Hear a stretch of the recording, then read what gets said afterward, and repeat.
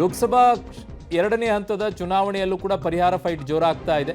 ಕೇಂದ್ರದ ವಿರುದ್ಧ ಪ್ರತಿಭಟನೆಗೆ ಕರೆಯನ್ನು ಮುಖ್ಯಮಂತ್ರಿಗಳು ಕೊಟ್ಟಿದ್ದಾರೆ. ಈಗ ನಾಳೆ ವಿಧಾನಸೌಧದ ಗಾಂಧಿ ಪ್ರತಿಮೆಯ ಮುಂದೆ ಪ್ರತಿಭಟನೆ ಮಾಡೋಕೆ ಮುಂದಾಗ್ತಾ ಇದ್ದಾರೆ. ಸೊ ಇಷ್ಟೆಲ್ಲ ಆದರೂ ಕೂಡ ಸಂಸದರು ಬಾಯಿ ಬಿಡ್ತಾ ಇಲ್ಲ, ಯಾಕೆ ಅಂತ ಟೀಕೆಯನ್ನ ಮಾಡ್ತಾ ಇದ್ದಾರೆ.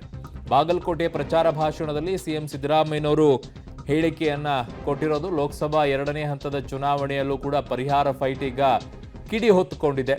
3,454 ಕೋಟಿಯನ್ನು ಬಿಡುಗಡೆ ಮಾಡಿರುವಂಥ ವಿಚಾರಕ್ಕೆ ಇದು ಭಿಕ್ಷೆ ಅಂತ ಕೆಲವರು ವ್ಯಾಖ್ಯಾನವನ್ನು ಮಾಡ್ತಾ ಇದ್ದಾರೆ. ಇಲ್ಲ, ಒಲ್ಲದ ಮನಸ್ಸಿನಿಂದ ಈ ಪರಿಹಾರವನ್ನು ಕೊಟ್ಟಿದೆ ಅಂತ ಟೀಕೆಯನ್ನು ಮಾಡ್ತಾ ಇದ್ದಾರೆ.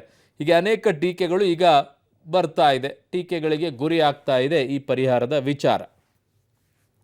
ಕೇಂದ್ರದ ವಿರುದ್ಧ ಈಗ ಪ್ರತಿಭಟನೆಗೆ ಕರೆಯನ್ನು ಕೊಟ್ಟಿದ್ದಾರೆ ಮುಖ್ಯಮಂತ್ರಿ ಸಿದ್ದರಾಮಯ್ಯನವರು. ನಾಳೆ ಗಾಂಧಿ ಸ್ಟ್ಯಾಚ್ಯೂ ಬಳಿ ಪ್ರತಿಭಟನೆಯನ್ನು ಮಾಡಲಿದ್ದಾರಂತೆ. ಕೇಂದ್ರದ ವಿರುದ್ಧವಾಗಿ ಪ್ರತಿಭಟನೆಯನ್ನು ಮಾಡ್ತಾರೆ.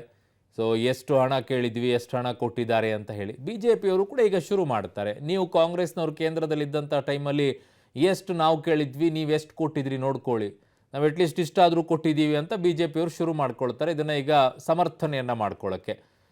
ಆಗ ಕಾಂಗ್ರೆಸ್ ಅಧಿಕಾರದಲ್ಲಿದ್ದಂಥ ಸಂದರ್ಭದಲ್ಲೂ ಅಷ್ಟೇ ಇದ್ದಿದ್ದು. ಆವಾಗ 400 ಕೋಟಿ, 200 ಕೋಟಿ, 300 ಕೋಟಿ, 500 ಕೋಟಿ ಇಷ್ಟೇ ಕೊಡ್ತಾ ಇದ್ದಿದ್ದು. ಈಗ ನಾವು ಅಟ್ಲೀಸ್ಟ್ 3,000 ಕೋಟಿ ಕೊಟ್ಟಿದ್ದೀವಿ ಅನ್ನೋದನ್ನು ಸಮರ್ಥನೆಯನ್ನು ಮಾಡ್ಕೊಳ್ತಾರೆ. ಬಟ್ ನೀವೆಲ್ಲ ಪ್ರತಿಭಟನೆ ಮಾಡ್ಕೊಂಡು ಸಮರ್ಥನೆ ಮಾಡೋಕ್ಕಿಂತ ಮುಂಚಿತವಾಗಿ ಎಷ್ಟು ದುಡ್ಡಿದೆಯೋ ಅಷ್ಟು ಪಾಪ ರೈತರಿಗೆ ಮೊದಲು ಹಂಚಿಕೆಯನ್ನು ಮಾಡಿ. ಅವ್ರಿಗೆ ಕಷ್ಟ ಇದೆ, ಭಾಳ ಒಣಗೋಗಿದೆ ಬೆಳೆಗಳೆಲ್ಲ. ಸೊ ಇಲ್ಲೇನು ನೋಡ್ತಾ ಇದ್ದೀರಾ, ಮೊನ್ನೆ ಕೂಡ ಇದೇ ರೀತಿ ಪ್ರತಿಭಟನೆ ಮಾಡಿದ್ರು. ಈಗ ಮತ್ತೆ ಅದೇ ರೀತಿ ನಾಳೆ ಪ್ರತಿಭಟನೆ ಮಾಡ್ತಾರಂತೆ. ಈಗಾಗಲೇ ಹೇಳಿದ್ದೀನಿ ಅದನ್ನು, ಗಾಂಧಿ ಪ್ರತಿಮೆ ಬಳಿ ಪ್ರತಿಭಟನೆಯನ್ನು ಮಾಡ್ತಾರಂತೇಳಿ.